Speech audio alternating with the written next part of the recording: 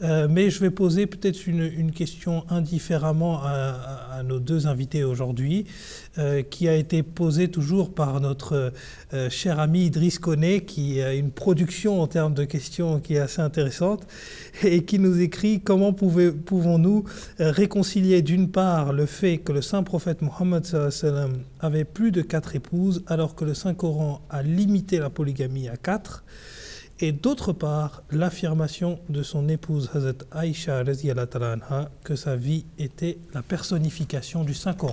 Oui, alors je dois dire à notre frère Idriss Koné qu'il n'y a pas de contradiction du tout, car le même Coran qui a limité à 4 les épouses des musulmans ordinaires a donné aussi une autorisation exceptionnelle au prophète Mohammed sallallahu alayhi wa sallam.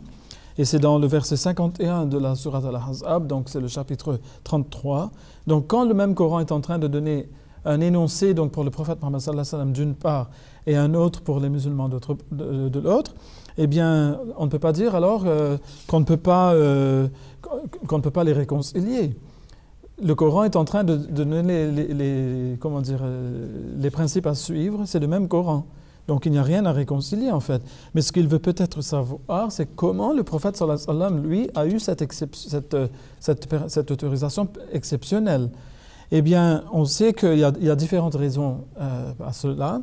Le prophète Mohammed sallallahu alayhi wa sallam, la première raison d'abord, c'était qu'il pouvait être plus juste envers ses épouses que ne pouvaient jamais l'être les autres musulmans. Donc les musulmans, Dieu leur a donné une permission jusqu'à 4. Et même là, il a dit, autant que vous le voudrez, vous ne pourrez pas les aimer de la même façon. Mais il faut essayer d'être juste entre elles au moins. De ne pas vous pencher donc vers l'une et laisser l'autre comme une chose suspendue dans l'attente. Donc il faut, sans jeu de mots, l'attente, c'est en attente de son mari. Donc en fait, mais Allah savait que évidemment les musulmans ne pouvaient pas faire plus que cela, c'est pour ça qu'il l'a limité à 4. Et encore, ce n'est pas une obligation, s'il y a des conditions, mais on ne va pas entrer dedans parce que c'est une autre question. Pourquoi la polygamie en islam? Mais le prophète, quant à lui, il devait avoir plus d'épouses pour différentes raisons. L'une étant qu'il fallait qu'il tisse des liens avec différentes tribus belliqueuses. Et alors, en épousant des femmes venues de ces tribus-là, automatiquement, ces tribus-là se calmaient. Parce qu'ils savaient maintenant que si on va s'en prendre au prophète Mohammed sallallahu alayhi wa sallam, nous allons en fait, en définitive, nous allons nous en prendre à l'une d'entre nous. Donc cela était aussi l'un des sens.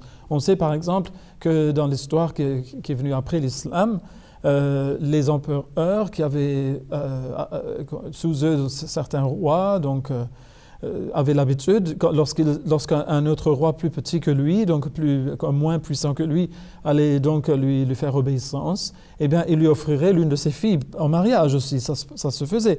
Mais l'idée, c'était la même, c'était d'apporter un accord de paix entre eux, vous voyez.